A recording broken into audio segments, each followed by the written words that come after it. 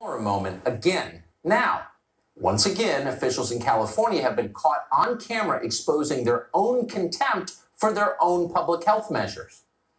This is footage shot at a Democratic fundraiser yesterday morning in Napa Valley, that's just north of San Francisco.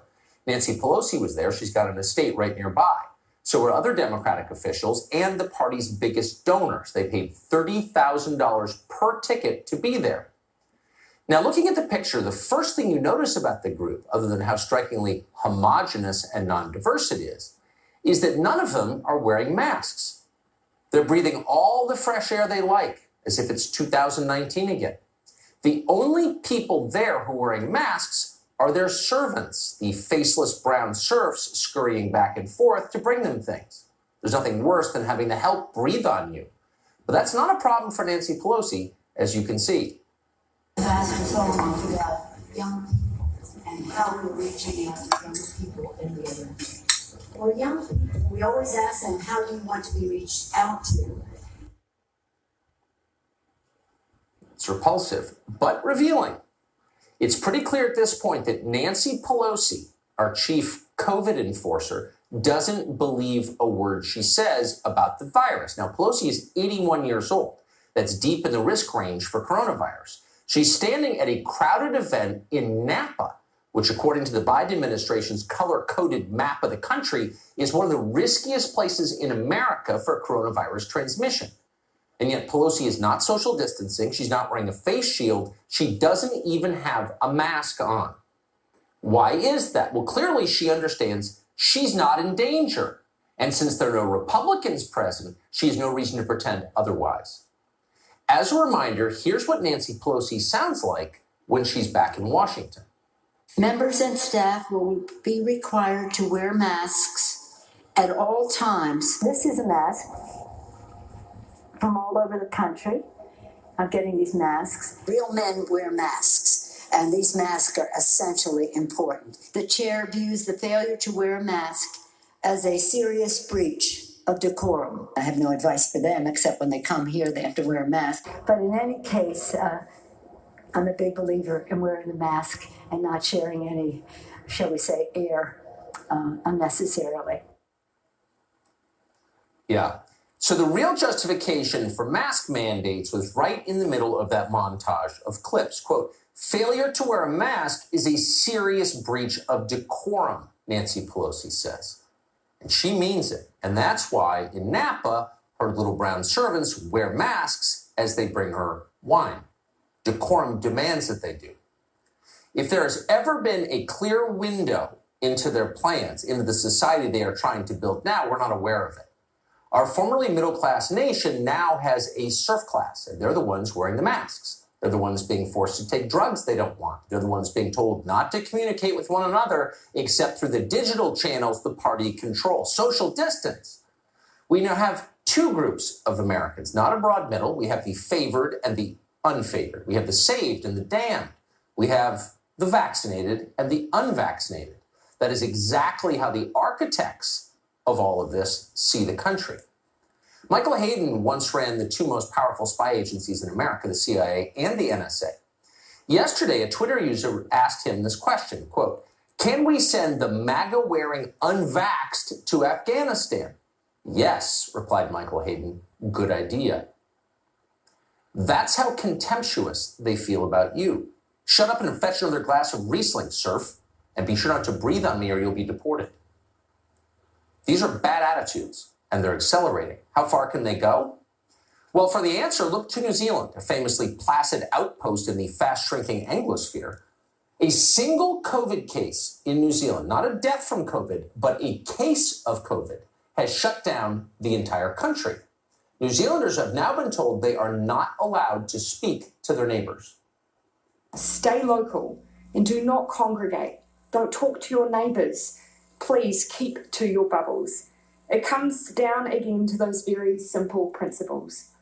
We know from overseas cases of the Delta variant that it can be spread by people simply walking past one another. So keep those movements outside to the bare minimum, wear a mask, and make sure you keep up that physical distancing.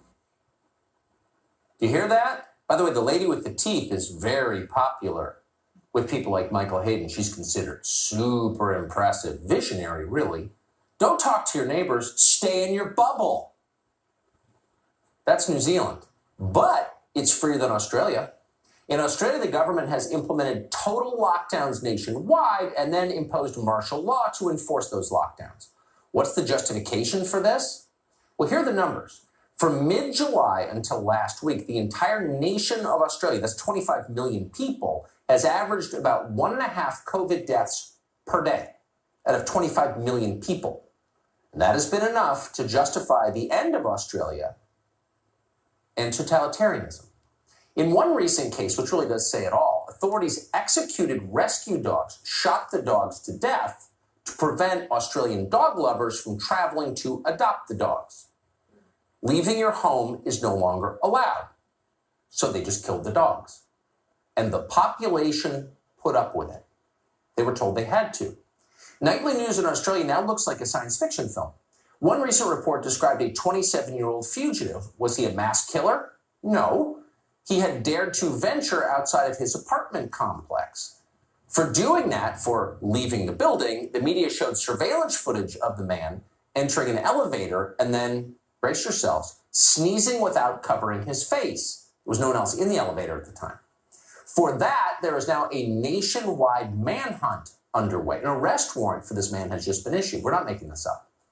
And that man is not the only person the Australian media and police are hunting for tonight.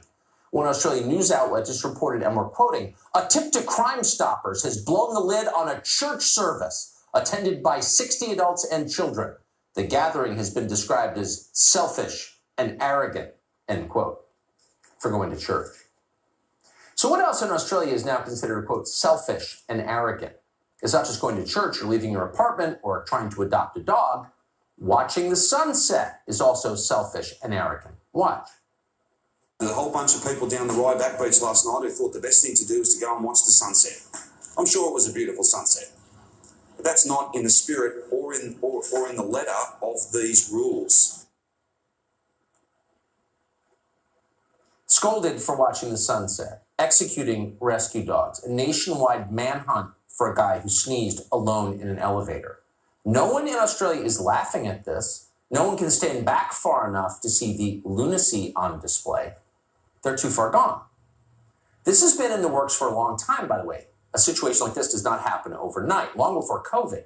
In 2016, the government of Australia ended almost all legal protections for public protests. And at the time, people tolerated it. They trusted their government. They didn't think it was necessarily a big deal. So on Saturday this weekend, as protesters gathered in Melbourne, the government used its new authority to silence them.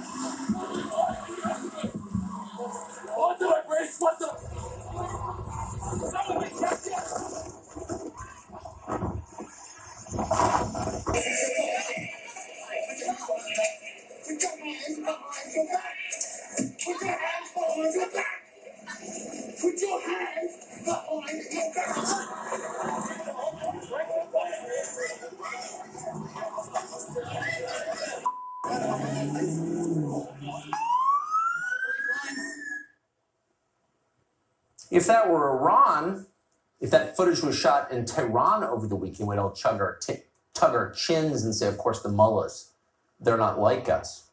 But it's not Iran, it's not North Korea, it's Australia, what we thought was a rules-based society.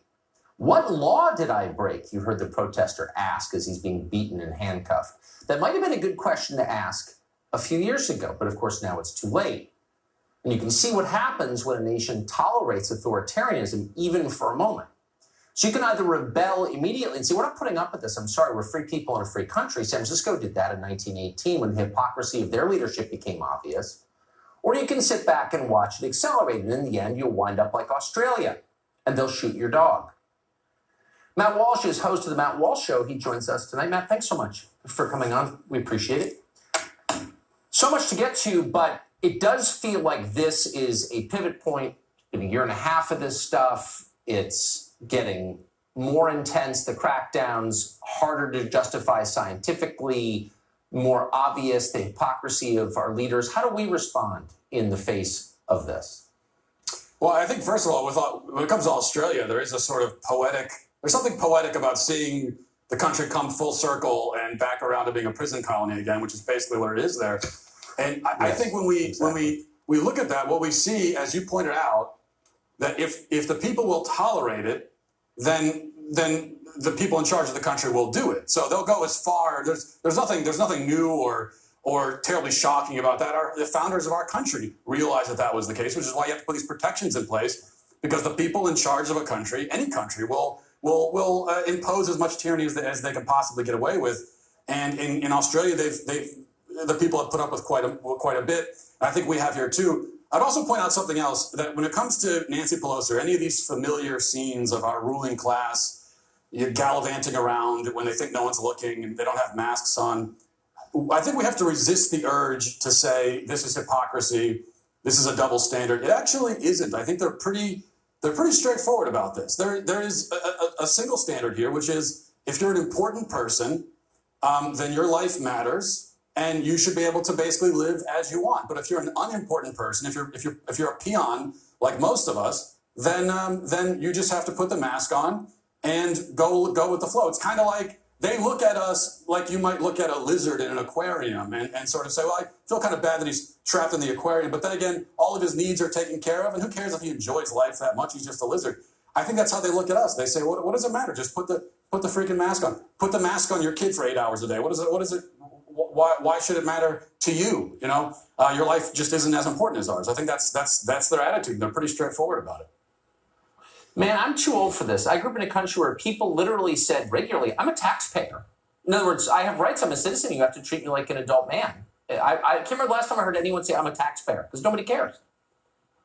Yeah, and I think people, first of all, a lot of the people aren't taxpayers who are, I think that's part of the plan here is to, we know we're going to suspend rent. We're going to send out all these checks. We've got 10 million jobs available and nobody wants them. So that's part of the problem.